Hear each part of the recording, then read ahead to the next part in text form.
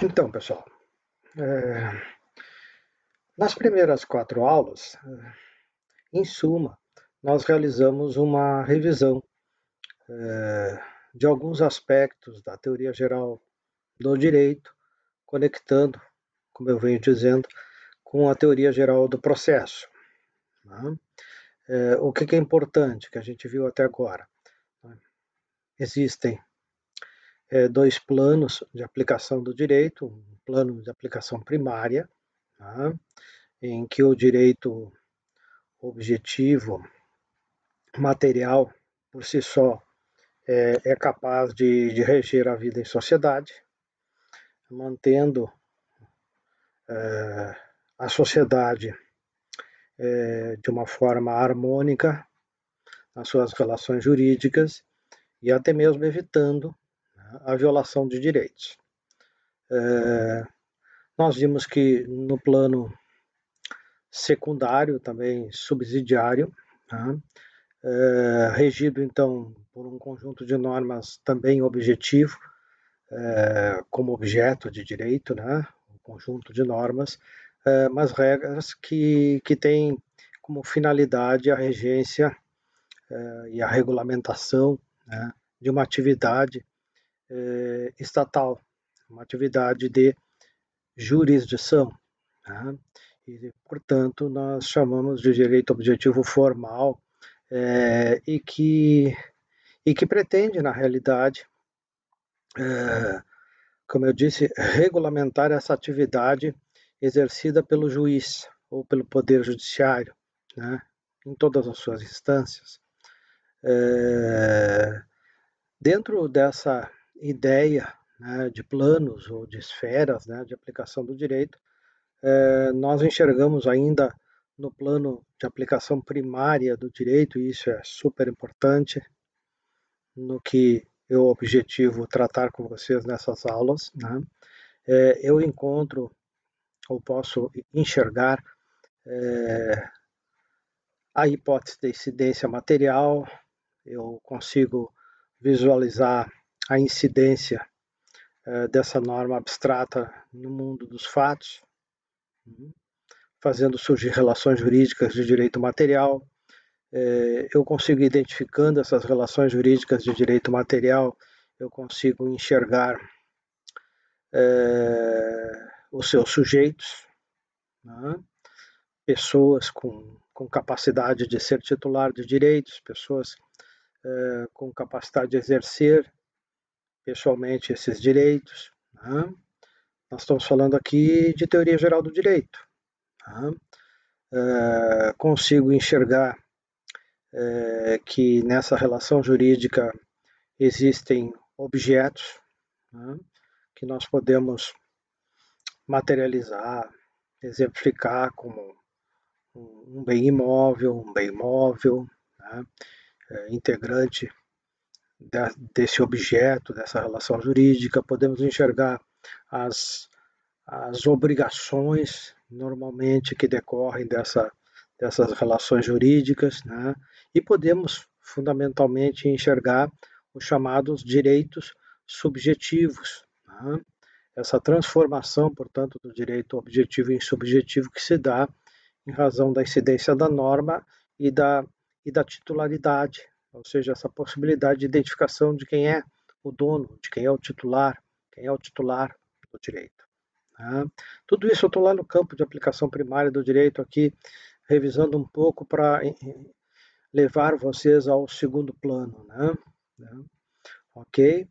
Bom, esses direitos subjetivos, eles normalmente, graças a Deus, eles surgem, eles se desenvolvem, eles são satisfeitos ou são exercidos, né? Eu tenho direitos subjetivos prestacionais, tenho direitos subjetivos potestativos, mas eles se resolvem, né? Eles se resolvem, vamos assim dizer, num termo genérico, ainda no plano de aplicação primária.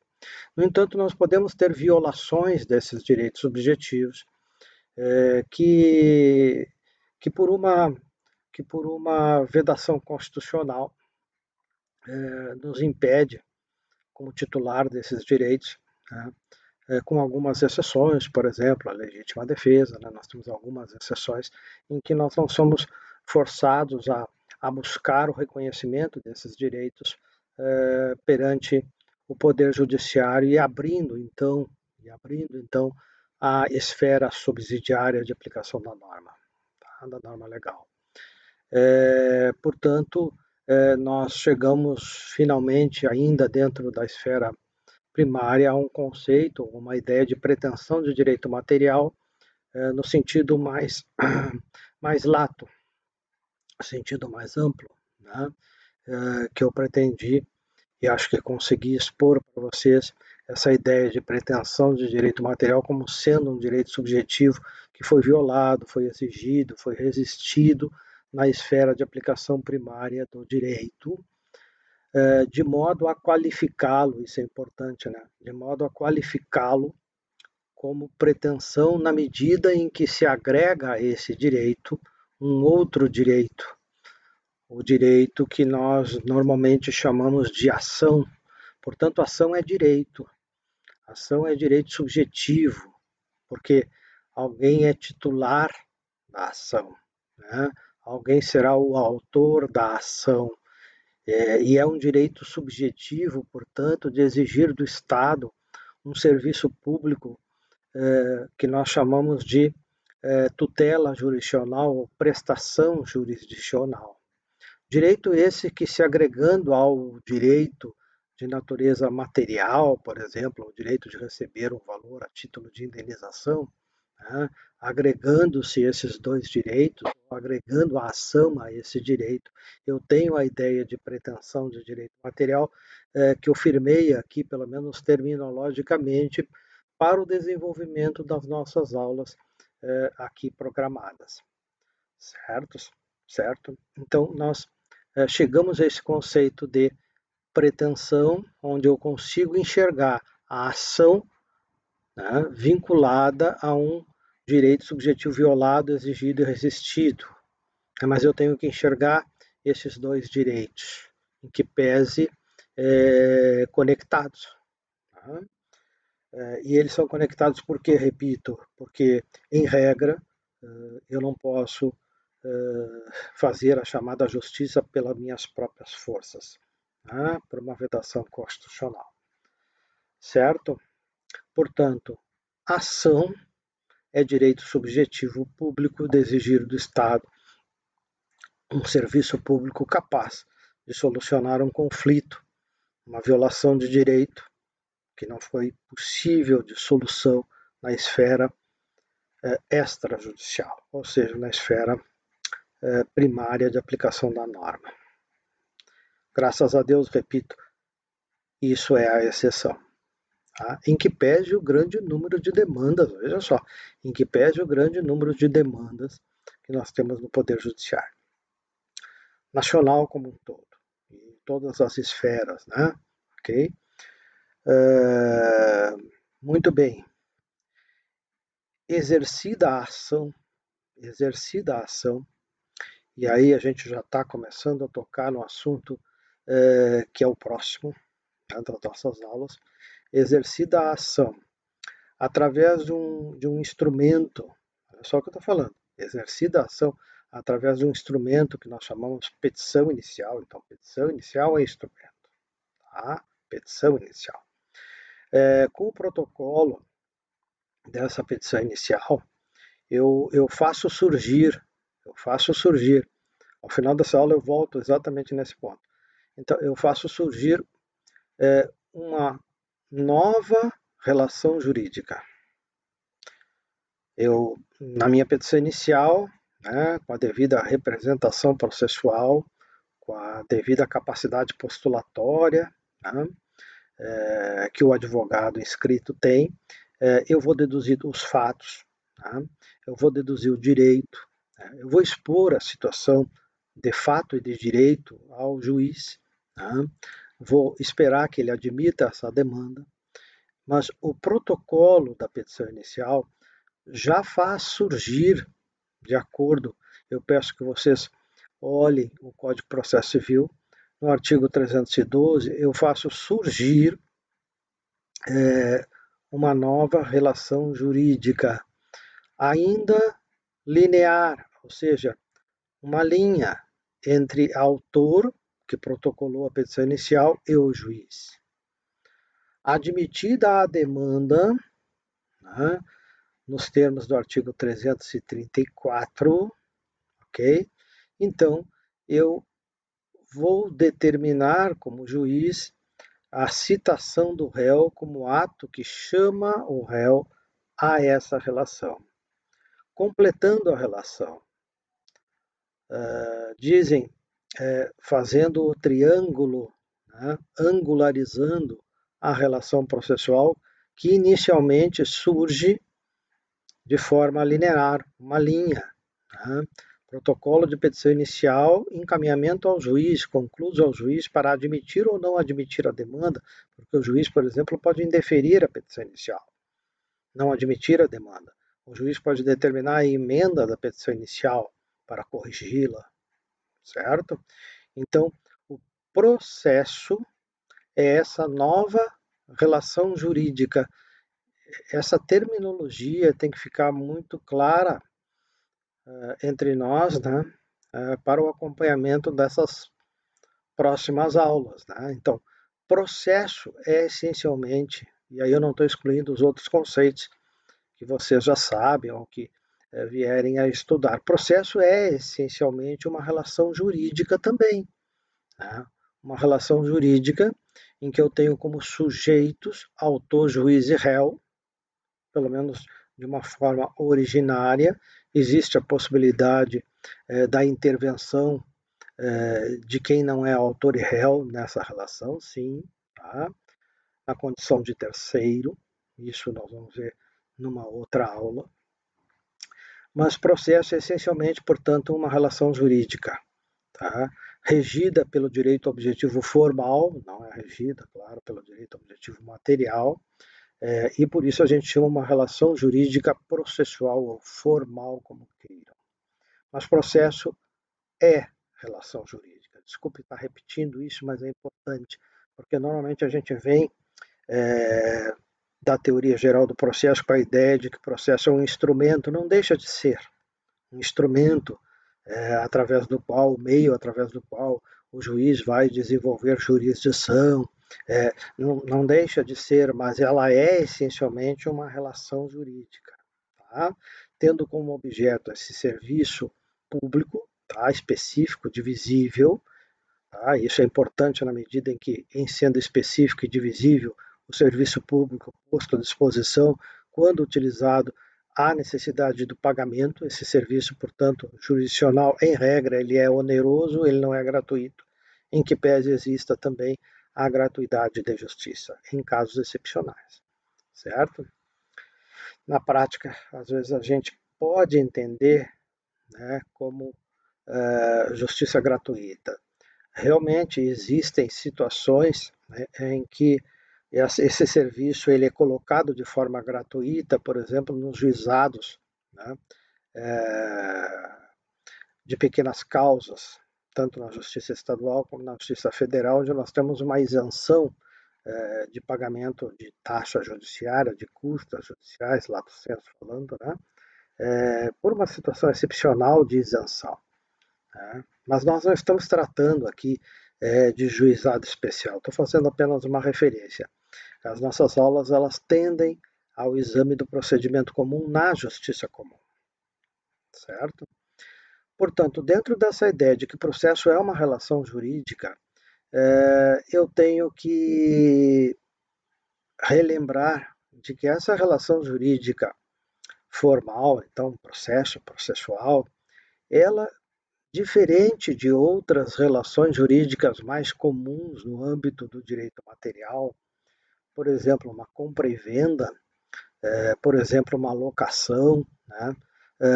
São relações jurídicas que derivam da conjugação de vontades, né, de contrato, e que surgem normalmente para encerrar, né, uma compra e venda, encerrar rapidamente, né? Numa compra e venda a ideia é o quanto antes eu receber a coisa e o quanto antes, de outro lado, receber o preço, melhor, né? Em regra. e, portanto, entregue a coisa, paga o preço, terminou a relação jurídica, ela existiu, ela passa para o pretérito de uma forma muito rápida. Essa é a ideia. Claro que existem contratos, por exemplo, de empréstimo, que levam 10 anos, 15 anos, são situações mais excepcionais, mas as relações jurídicas de direito material, em princípio, né, elas são mais rápidas do que a relação jurídica formal. A relação jurídica formal, então, entendida como processo, ela tem sim uma dinâmica, no sentido em que processo, como já expliquei em outras aulas, né? Processo é uma relação jurídica que vai materializar um princípio importantíssimo do devido processo legal. Vai materializar o princípio da ampla defesa e do contraditório na sua extensão. Portanto, sim, ela é uma relação jurídica em que pese dinâmica, no sentido de que ela se movimenta, mas ela se movimenta de uma forma, em regra, morosa. Né? Ela tem uma duração diferenciada. Vejam só, um processo que se desenvolve pelo procedimento comum, que é o objeto da nossa matéria. O procedimento comum é aquele que garante mais essa ampla defesa e o contraditório. Então, somente numa das fases nós temos inúmeras situações, né, que podem levar esse processo como relação a um desvio que leva à extinção prematura do processo, a um desvio que nos posterga a retomada do rumo normal, né? Mas considerando apenas o rumo normal, que eu chamo, vocês já vão adotando essa, essa expressão, o rumo normal na fase postulatória, na primeira fase desse procedimento comum de desenvolvimento do processo, ele necessita, como eu já disse, de protocolo da petição inicial. Ele necessita que o juiz verifique que a petição inicial preenche os requisitos essenciais lá do artigo 319. O juiz ele precisa admitir essa demanda.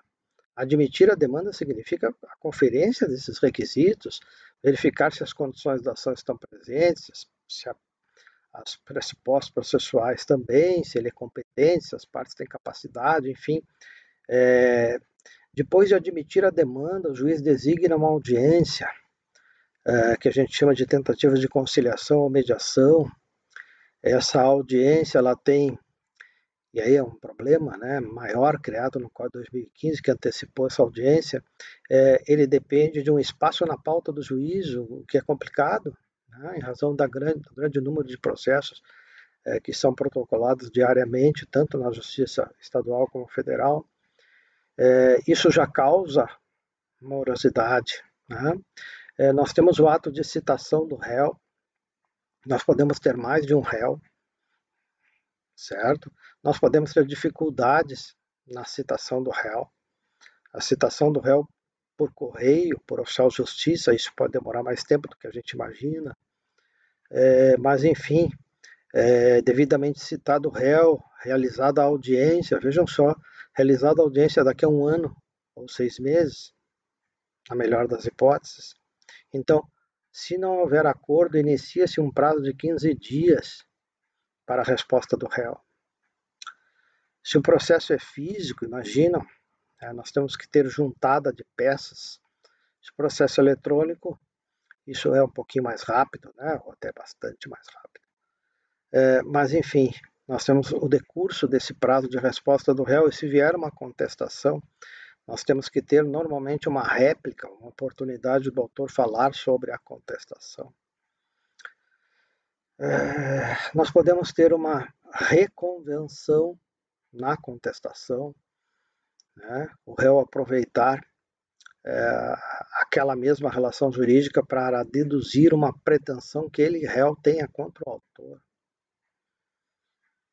Mas muito bem, a gente pode ir adiante com contestação e reconvenção. Tá? Nós podemos ter então a réplica, podemos ter a contestação, a reconvenção. Nós temos depois que verificar se houve ou se não houve revelia. Nós temos que tomar aquilo que se chama providências preliminares para chegar à abertura da segunda fase desse procedimento. E a segunda fase desse procedimento, pessoal, não é a instrução, não é a produção de provas, essa é a terceira fase. Na fase postulatória se produz prova documental. Na fase instrutória que vai se produzir prova oral, testemunhal, pericial. Então, enfim, não tentando explicar desde já todo o procedimento, mas você já tem uma ideia de que o processo, portanto, se diferencia do procedimento, porque o procedimento é exatamente, como eu já disse em outras aulas, é a forma legal, a forma prevista em lei de desenvolvimento da prática desses atos nessa extensão. Tá?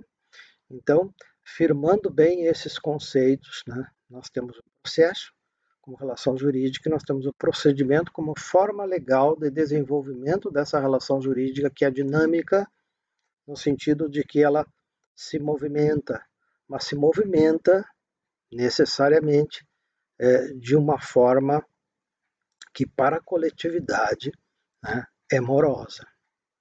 Com o maior esforço que nós podemos fazer como advogados, juízes, promotores, servidores, né, serventuários da justiça, para que ele ande rápido, para que ele se desenvolva rápido. Mesmo assim, esse rápido é diferente do rápido do jurisdicionado, a concepção do que é rápido. Tá? Mas, enfim, voltando aos nossos conceitos, né, ficou clara essa diferença entre processo e procedimento. Tá? Muito bem. Como eu venho dizendo para vocês, nós vamos trabalhar o procedimento como forma legal, né, de desenvolvimento do processo, mas nós vamos trabalhar na justiça civil e comum. Portanto, cabe aqui uma lembrança, talvez lá no âmbito do direito constitucional, né, onde nós temos um regramento constitucional que divide esse poder de jurisdição, né, através das chamadas competências absolutas. E é exatamente no exame dessas competências de organização do Poder Judiciário que, na esfera constitucional, que eu encontro essa ideia de justiça comum. Isso eu quero deixar bem claro também para vocês. Nós vamos trabalhar no procedimento comum da justiça comum. Tá? Então, nesse ponto, eu faço aqui um parênteses, para que a gente possa explicar rapidamente o que é justiça comum e o que é justiça especial no plano constitucional. Tá? E, repito, a gente enxerga isso exatamente no exame das competências dos órgãos que compõem o Poder Judiciário. Em suma, nós temos como justiça especial no plano constitucional a justiça eleitoral, nós temos a justiça militar e nós temos a justiça trabalhista. Como órgãos ou como competências, tá? Órgãos com competência especial. Então, justiça militar, justiça eleitoral, justiça do trabalho, justiça trabalhista. Essas três competências, esses três órgãos, compõem Justiça Federal Especial. Certo? É Poder Judiciário da União Especial. Em alguns estados, talvez até a maioria, nós temos também na Justiça dos Estados uma especialidade de justiça militar. Mas ambas têm competência de natureza criminal. Ok? Nós estamos falando de qualquer forma de justiças especiais. Portanto, excluída essas competências especiais, eu encontro uma competência comum, onde eu defino a justiça comum no plano estadual e no plano federal. Na Constituição Federal, eu vejo o artigo 109 e ali eu tenho definida a competência da Justiça Federal Comum, que, para não explanar todo o artigo 109, que não é essa a nossa matéria, esse direito constitucional, mas se vocês olharem, né, as hipóteses do artigo 109, de uma forma mais direta ou até mais indireta, vocês vão enxergar o interesse da União dos estados, né, e dos municípios, é o que a gente chama de união. Tá? Causas que atingem comunidades indígenas, competência da União. Causas em que figurem a própria União, suas autarquias, as empresas públicas federais, tanto no polo ativo como no polo passivo, são de competência da União, certo? A esfera criminal, sempre que atingir, né, delitos previstos no mesmo Código Penal, por exemplo, né, nós podemos ter uma violação de patrimônio da União, de interesses da União. Um crime, por exemplo, de moeda falsa, um crime de contrabando, né, muito comum, né, as pessoas já terem esse conhecimento de que isso é competência, o julgamento e o processamento na Justiça Federal. O crime de tráfico de drogas com caráter internacional, né, competência da Justiça Federal. O tráfico internacional de pessoas, competência da Justiça Federal Comum. O crime de pornografia de internet, né, pornografia infantil, competência da Justiça Federal na medida em que a produção de imagens, né, ou a divulgação de imagens extrapolou o território nacional. Isso na internet é a coisa mais simples de acontecer, né, em termos de internacionalidade. Um crime grave que acontece muito mais vezes que a gente pensa. Tá? Crimes de furto, de roubo, em que o patrimônio atacado é da União, das autarquias federais, da Caixa Econômica Federal, por exemplo, como empresa pública, da empresa de Correios e Telégrafos, que é empresa pública. Tá? Então, o homicídio de um policial federal no exercício da sua função, homicídio doloso, competência do Tribunal do Júri Federal. Muita gente acha que não tem essa competência. O Tribunal do Júri existe tanto na Justiça Estadual como na Justiça Federal.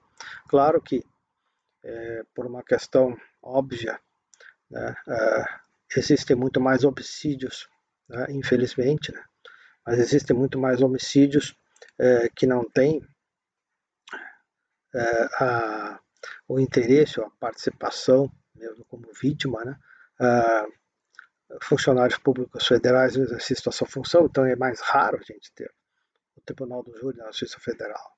Mas enfim, o que eu quero mostrar para vocês é que a Justiça Federal ela é também comum, junto com a Justiça Estadual. A diferença é que a competência comum da Justiça Federal está no artigo 109. E a partir de um critério residual que não atinge de forma nenhuma no sentido de ser menos, até acho que pode ser mais, nós temos a competência da Justiça Comum Estadual. Então, eu chego pelo critério residual, excluindo-se as competências federais especiais, eu chego na justiça comum. E aí eu tenho que ir na justiça comum verificar que se é justiça comum federal ou se é justiça comum estadual. Como é que eu faço isso? Examinando o caso concreto e comparando com as hipóteses do artigo 109 da nossa Constituição Federal. Tá, pessoal? Então, nós, agora voltando à matéria processual, nós temos que tratar do processo civil ou do processo civil na justiça comum, como relação jurídica, que eu acabei, né, de explicar anteriormente, tá? E o regramento do desenvolvimento desse processo eu encontro no Código de Processo Civil, certo? Se eu estiver lá na Justiça do Trabalho, eu vou aplicar o Código de Processo Civil de forma subsidiária, suplementar, porque ele tem, a Justiça Trabalhista tem um regramento processual especial, certo? As justiças especiais, elas têm o seu regramento de processo, como relação jurídica, tá? Ou seja, o estabelecimento do procedimento através de outras normas. Mas normalmente se aplica de forma subsidiária o Código de Processo Civil no âmbito do processo civil. Tá? Ok? Bom, esse processo civil, então, nós podemos classificá-lo em razão do serviço que vai prestar. Isso praticamente a gente já viu nas outras aulas, só que a título de tutela jurisdicional. Portanto, o processo civil, o processo, tá, que nós estamos tratando, ele pode ser classificado como espécies em duas: o processo de conhecimento e o processo de execução. E a explicação aqui ela já fica totalmente superada na medida em que nós já estudamos o que é tutela de conhecimento e o que é tutela de execução. Eu estou aproveitando apenas para fazer uma classificação do processo, tá? Em razão do serviço que vai prestar. Se o serviço for de prestar tutela de conhecimento, eu tenho um processo de conhecimento, ou então a tutela de execução, eu tenho um processo de execução, certo? Muito bem. Tutela de execução, vocês já sabendo, claro, a diferença entre uma e outra, tutela de execução e tutela de conhecimento, tá? Mas nós também já definimos que o nosso conteúdo trata da tutela de conhecimento, que deve ser prestada através de um processo de conhecimento. E, portanto, cabe aqui a gente explicar um pouco acerca dos procedimentos, olha o que eu estou falando, os procedimentos no plural desse processo de conhecimento, dessa relação jurídica que busca dar tutela de conhecimento. Esses procedimentos, portanto, eles têm uma classificação no nosso código, e aí eu me dei o trabalho de colocar nesse quadro para vocês os artigos para que vocês, depois da aula, possam examinar, pelo menos passar os olhos nisso, né? Então, esse processo de conhecimento, ele se desenvolve por procedimentos especiais ou pelo procedimento comum. Essa é a regra, né, ou a divisão estabelecida no atual Código de 2015. No Código de 73, eu tinha o procedimento comum e o procedimento sumário e ainda os procedimentos especiais. Tá? O atual código, ele acho que foi bem nesse sentido, né, de classificação. Nós temos os procedimentos especiais, que se não forem aplicados no caso em exame, né, no caso posto ao juiz, né, se não for de jurisdição contenciosa ou voluntária que exige um procedimento especial, portanto, será adotado o procedimento comum, que é aquele mais amplo, né, que eu já anteriormente expliquei um pouco, né, para vocês, certo? Bom, cabe aqui apenas a título de ilustração mostrar para vocês, né, de que essa tutela de conhecimento, através de um processo, né, de conhecimento, ela pode se dar como jurisdição contenciosa, e normalmente esse é o grande volume, né? Só que algumas matérias de jurisdição contenciosa, que pressupõe, portanto, o conflito, né, de interesses, aquela pretensão de direito material, o legislador, em razão da especialidade da matéria, né, ou até da importância da tutela ali almejada, acabou por realizar ou estabelecer um procedimento diferenciado do comum.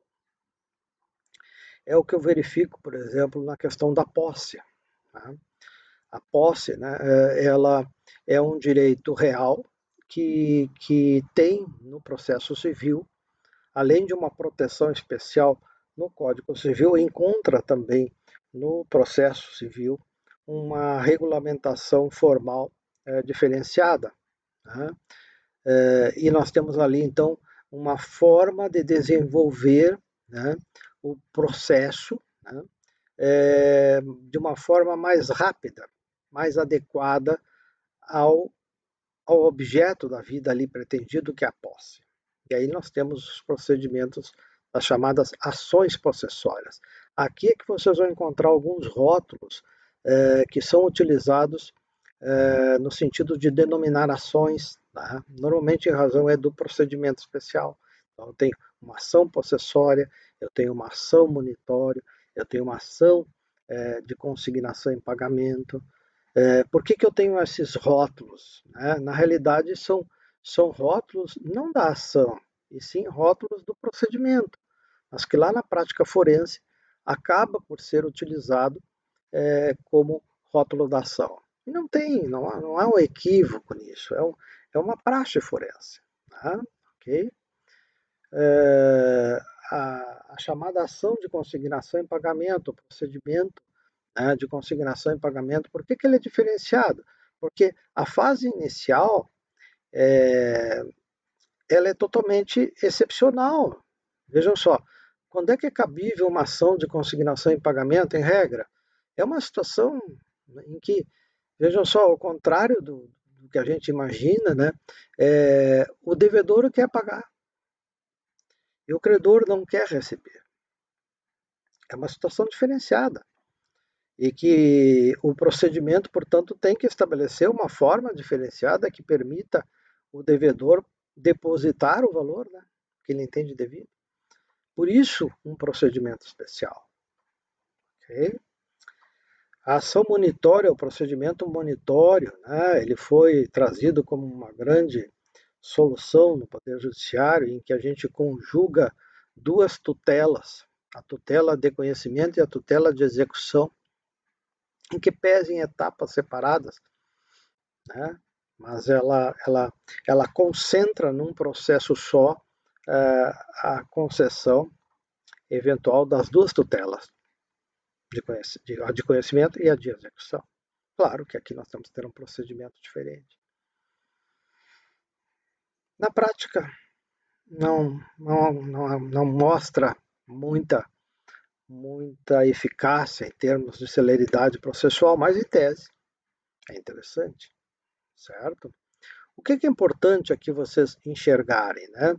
Aproveitando a exposição, é de que ao lado dessa jurisdição contenciosa, que pode, né, fazer surgir um processo que se desenvolva por um procedimento especial, se não for por um procedimento especial, né, se não for uma monitória, uma consignação processória e outros, né, que eu não coloquei todos aqui no quadro, vocês podem verificar, nós temos no Código de Processo Civil outros procedimentos especiais. Então, se o que eu estou pedindo é uma jurisdição contenciosa, no sentido de solucionar conflito de interesses, lide, se não for procedimento especial, então eu caio lá no procedimento comum. Tá? Por um critério também de exclusão, um critério residual. Que vai ser o objeto, né, maior da nossa cadeira, exatamente o exame de duas fases desse procedimento comum.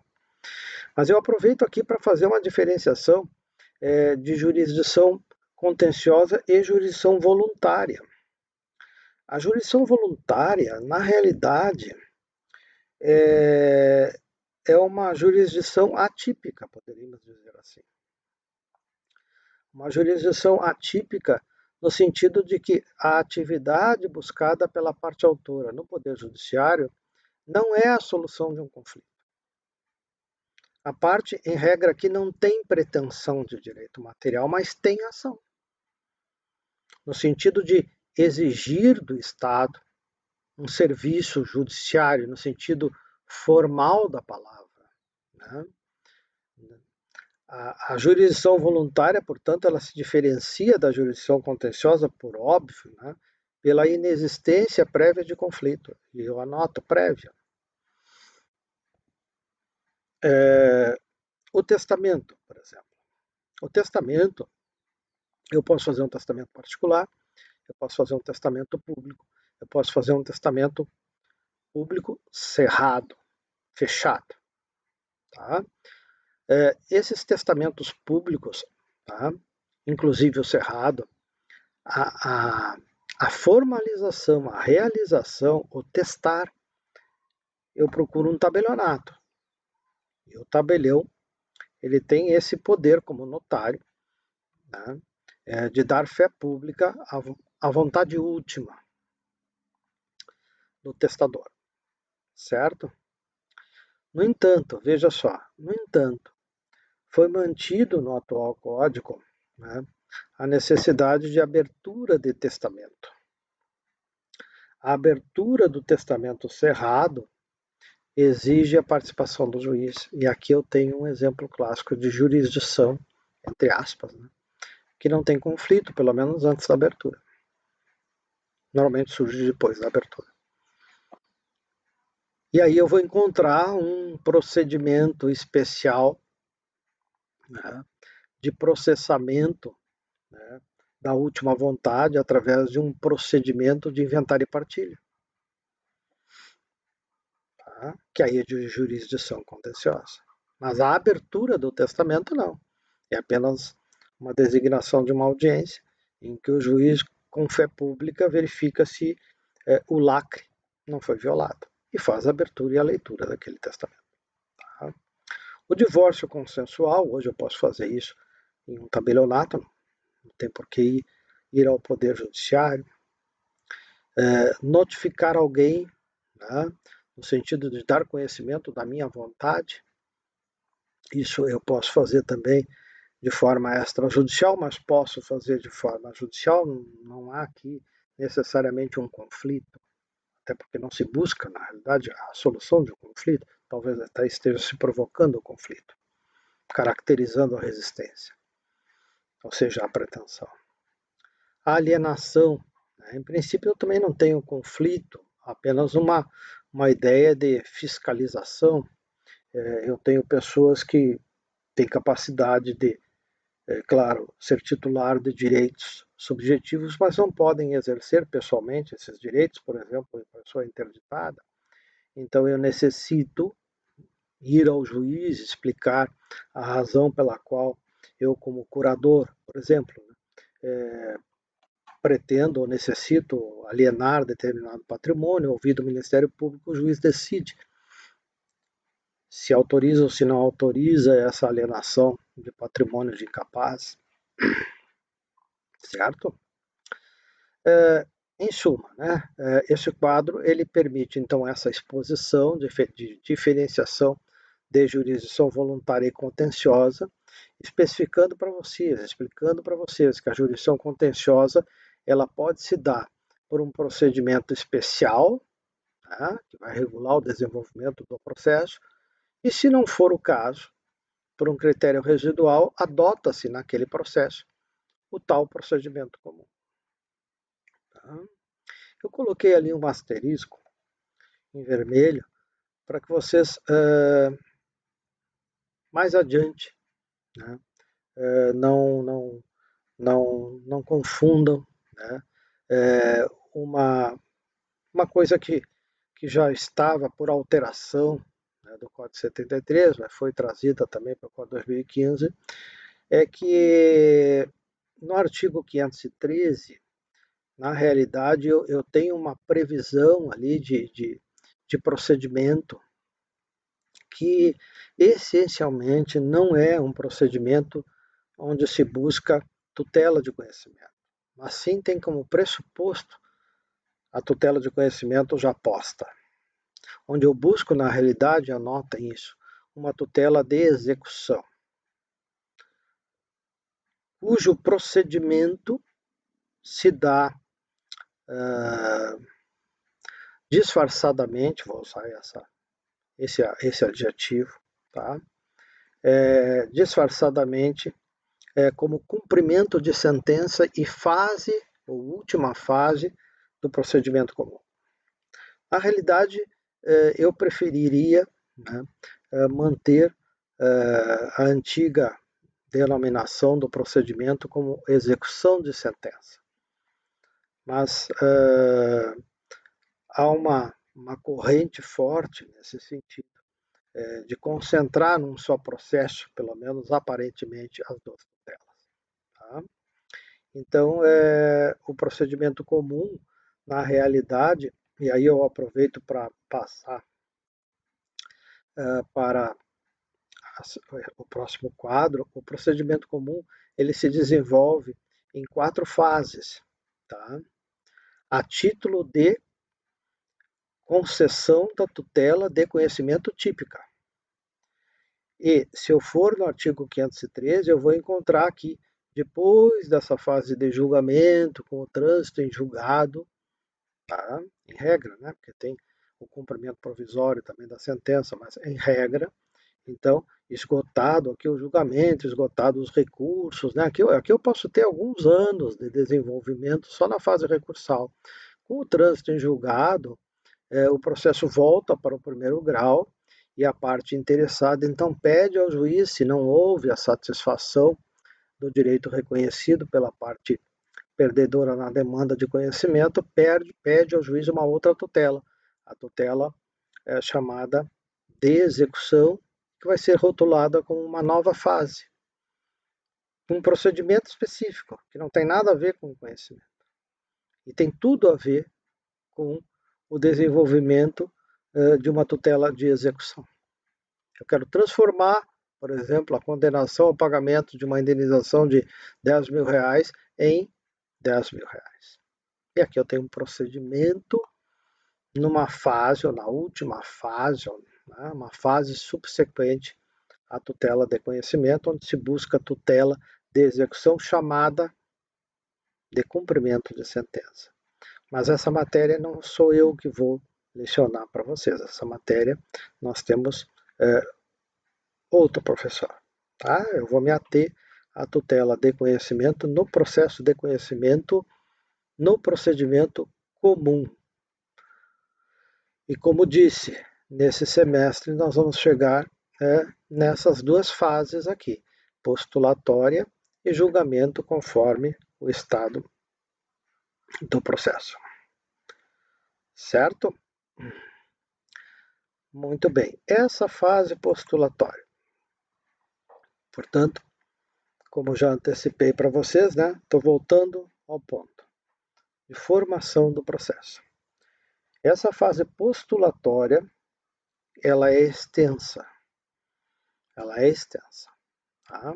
Porque essa fase postulatória, na realidade, é onde nós, de imediato, né, nos reportamos ao artigo 2º do Código de Processo Civil, onde eu tenho, na primeira parte do artigo 2º, como já disse em outra aula, né, eu tenho aqui a materialização do chamado princípio da demanda, o princípio da inércia, o princípio da iniciativa da parte.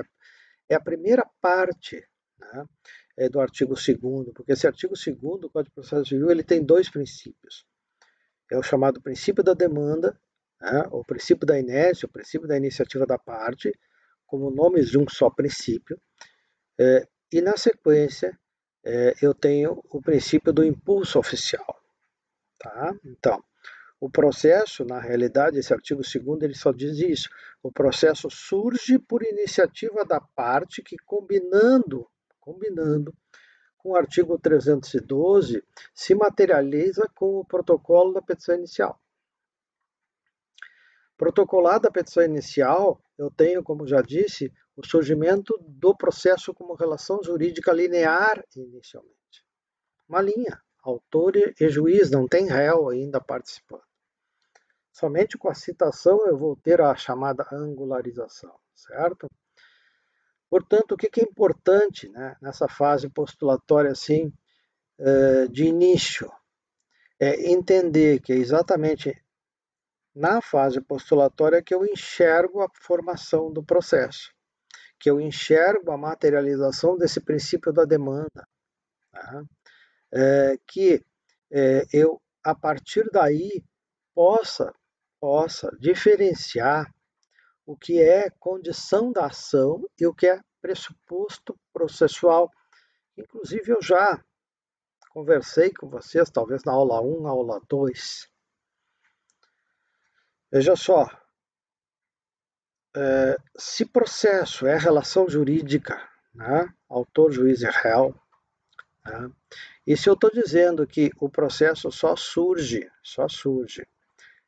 com o protocolo da petição inicial, artigo 312, combinado aí com o artigo 2º, eu posso dizer para vocês que esse protocolo da petição inicial, ele é, na realidade, um pressuposto do processo. Se eu não tenho o protocolo da petição inicial, eu não tenho processo. E essa petição inicial, sim, ela tem que respeitar os requisitos do artigo 319, que nós vamos ver na próxima aula. Portanto, pressuposto processual, anotem, diz respeito à relação processual. E o primeiro pressuposto processual, eu poderia, assim, dizer para vocês, é exatamente esse protocolo da petição inicial. Porque sem ele eu não tenho processo.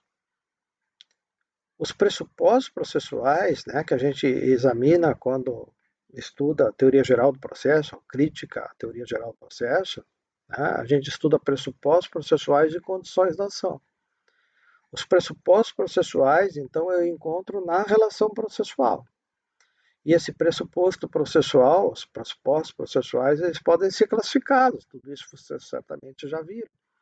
Pressuposto processual interno, externo, pressuposto processual objetivo, subjetivo, pressuposto processual de existência, de desenvolvimento, de validade do processo, tudo isso compõe uma classificação dos pressupostos processuais. E aí a pergunta para vocês, então, como é que eu poderia classificar, né, o protocolo da petição inicial como pressuposto processual? Isso é importante, isso se questiona em avaliações, né, em prova da OAB. Então, eu poderia dizer que a petição inicial, devidamente protocolada, né, é pressuposto processual de quê? De existência. Porque sem protocolo eu não tenho processo. Eu poderia dizer que é pressuposto processual de existência interno da relação, sim, porque é um ato praticado na relação. Né? Ok? E poderia dizer que ele é objetivo, ele não é subjetivo, porque ele diz respeito aos atos praticados no processo e não às partes do processo. Certo? Então, em resumo, se eu perguntasse para vocês isso, se alguém perguntasse para vocês sobre o pressuposto processual da petição inicial, seria um pressuposto processual objetivo, interno, de existência e de desenvolvimento do processo, claro, porque se eu não tenho petição inicial, não tem nem processo. A citação, só para fazer uma comparação, a citação, que é um ato posterior, né, e que vai angularizar a relação, é também pressuposto processual. É pressuposto processual interno ou externo? Interno, está dentro, ato praticado do processo. Por ser ato, é subjetivo ou é objetivo? Ele é objetivo. Mas pergunto a vocês, a citação é de existência? Não, o processo já existe. Portanto, é um pressuposto processual de quê? De desenvolvimento, sim, e também de validade. Porque sem citação, feriria, né, uma regra maior, um princípio maior, né, do contraditório. Então, citação é também pressuposto processual. Ele é interno, ele é objetivo, mas ele é de quê? De validade e de desenvolvimento do processo. A competência do juiz é outro pressuposto processual, importante inclusive na formação do processo. Assim, esse é um pressuposto processual interno, mas aí subjetivo, ok? De desenvolvimento e de validade do processo. Então a gente começa a examinar os atos do processo, né? E o desenvolvimento do processo começa a entender a aplicação daqueles conceitos que a gente viu apenas numa classificação teórica de pressuposto processual. Tá? E aqui eu aproveito para diferenciar da condição da ação, repetindo, né? Condições da ação, e essas eu verifico não na relação processual, e sim na relação jurídica material, de onde derivou a tal pretensão de direito material, que é por si só a a principal condição da ação. Tá? Portanto, as condições da ação, lembrando vocês, eu verifico na relação jurídica de direito material, que agora a gente também já pode dizer que é o mérito. No mérito, eu verifico condições da ação. Ou seja, na relação jurídica de direito material, né, que eu já combinei aqui com vocês de chamar de mérito, é aquela sobre a qual o juiz vai decidir. É ali que eu verifico as condições da ação. E na relação processual, na forma, eu verifico os tais pressupostos processuais. Tá? O juiz, portanto, a partir da formação do processo, a primeira coisa que ele tem que verificar é exatamente a presença das condições da ação e dos pressupostos processuais possíveis de verificação até o momento. Gravem bem isso. Tá? E aqui eu estou antecipando um conceito para vocês importante. A admissão da demanda, prevista no artigo 334, ela passa por um exame da petição inicial, no sentido do juiz reconhecer que estão presentes as condições da ação, examinando a relação jurídica material, e os pressupostos processuais possíveis de verificação até o momento, que, em suma, seriam a petição inicial e aqueles pressupostos que dizem respeito à figura do juiz e à figura das partes, como pressupostos subjetivos. Capacidade de estar em juízo, capacidade de ser parte, capacidade postulatória, competência do juiz, imparcialidade do juiz, a questão da suspeição e do impedimento. Tá? Ok? Muito bem. Admitida a demanda, veja só, tudo isso está em início, né, da fase postulatória. Admitida essa demanda, o juiz vai designar uma audiência, vai ordenar também o chamamento do réu ao processo através da citação. O ingresso, portanto, esse chamamento angulariza a relação. Realizada a audiência de conciliação, sem êxito, né, abre-se, então, um momento, prazo de resposta do réu. A ideia, no entanto, não é essa. A ideia é de que nessa audiência de conciliação se resolva o conflito por uma das tais denominadas formas alternativas de solução de conflito, soluções de conflito, que vocês estudam com outro professor, que não é o meu método. Né? O meu método é de solução do conflito pela atividade jurisdicional típica. Né? Eu tenho assim essa formação de que a pessoa, quando vai ao Poder Judiciário, ela vai ao Poder Judiciário para obter do juiz, de quem exerce a jurisdição, um serviço que diga: eu estou certo ou não estou certo.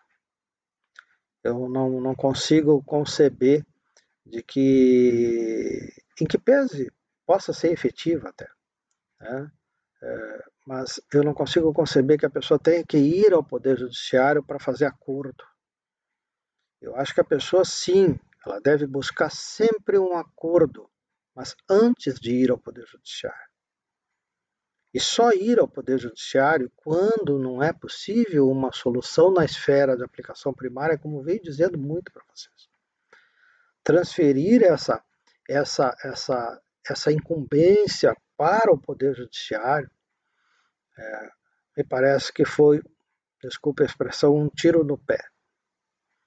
Nós atraímos ao Poder Judiciário uma outra atividade sem dar conta da principal atividade, que é dizer se as pessoas que alegam direitos têm ou não têm direito. Isso é que deveria ser a finalidade maior e mais rápida. Exatamente sob o argumento de que demora muito, se introduziu no Brasil essa ideia de soluções alternativas de conflito, inclusive afastando o juiz, como vocês podem ver lá na disciplina do artigo 334, afastando o juiz dessa atividade. Essa atividade de conciliação, diz o novo Código, deverá ser feita preferencialmente por um mediador e um conciliador. Então, eu fico pensando, por que não colocar isso antes da figura do juiz? Isso é o advogado com outro advogado, isso é o PROCON. Né? Isso é atividade que deveria estar atrelada ao poder executivo e não ao poder judiciário. Né? Ok? Acho que os acordos, pelo menos, por exemplo, no âmbito do direito previdenciário, acaba o acordo sendo até muitas vezes uma espécie de coação, porque a pessoa tem ali reconhecido, por exemplo, numa perícia, uma incapacidade para o exercício do trabalho e acaba tendo que, por acordo, entre aspas, né, abrir mão de receber parte do que tem direito para receber imediatamente, porque o processo demora muito. Para mim isso não é acordo. Que liberdade de manifestação de vontade tem algum trabalhador que há meses, e veja só a situação no momento dessa pandemia, né, em que as pessoas não conseguiram fazer ao menos as perícias, as pessoas estão esperando por receber um benefício previdenciário, se endividando, né, devendo para amigos, para familiares. No momento em que se oferta 70% do que tem direito, ela se atira. Isso não é acordo. Isso é outra coisa. Tá? Na esfera do direito consumidor, eu acabo fazendo o acordo porque se eu esperar a decisão judicial, pois é, aí vai demorar muito. Né? Eu já estou cansado, já passei na esfera primária por reclamações, reclamei aqui, não deu certo, a geladeira não funcionou, eu estou sem a geladeira, estou tendo que usar outra, não sei o que, emprestada, e o meu dinheiro, o cartão de crédito que eu comprei em 10 vezes está sendo debitado lá no meu cartão de crédito, estou pagando tudo e a porcaria não está funcionando. Eu estou cansado disso, então para me ver livre, então eu aceito o acordo. Será que é acordo? Mas aí fica aí uma discussão para vocês, né? Vocês pensarem um pouquinho sobre isso aí, como encerramento, então, dessa videoaula que compõe a aula 5. Né? Na aula 6, então, nós passamos ao exame da petição inicial, fundamentalmente. Ok?